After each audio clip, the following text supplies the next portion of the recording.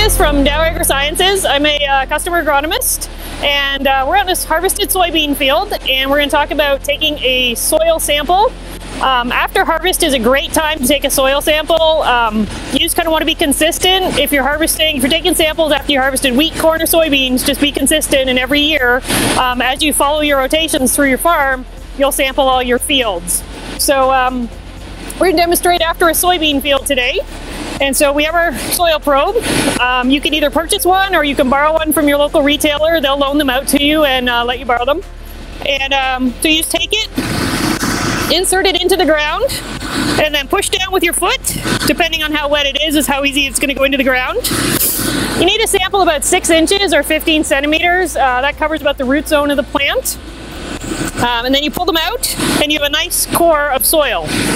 What you want to do is kind of stick to about a 20-acre range and take 1 to 2 cores per acre. So for a 20-acre field, you're going to have somewhere in the neighborhood of 20 to 30 cores of soil. You mix them all together in your bucket and then go in there and mix them up really well so they're all mixed together. You don't want one core that's taken in an area that's maybe particularly bad or maybe has a really high soil level to throw your sample off.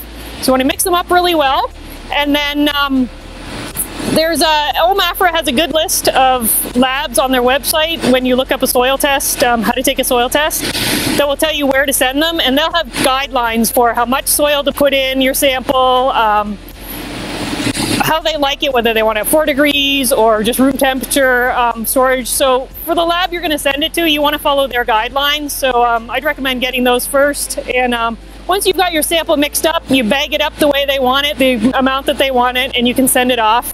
And they'll send you back your nutrient analysis on that sample.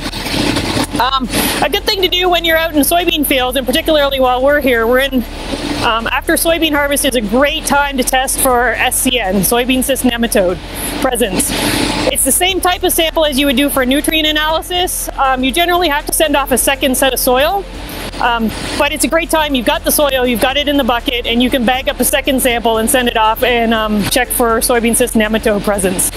The lab will use that second sample. They'll tell you how many nematodes you have or how many cysts are present in your soil, and that gives you an idea of how much whether you have SCN in the first place and the levels of pressure you have, and then you can follow some guideline management. Once you get your soil samples back or your soil test results back from the lab, several things you can do with them. There's lots of online resources to go into and input those numbers in. A lot of the resources are on the OMAF website to know what levels of fertilizer you need to put on and the different options you have. Chemical companies can give you recommendations for how to increase your levels if you've got a problem, if your pH is off, how to change that. The best thing to know is that once you know what your soil is like, what the nutrient levels are like, you can make a lot better decisions in season once you've planted. You can make better decisions before you're planting, what fertilizers you're going to put on to help get the better crop off your field the next year.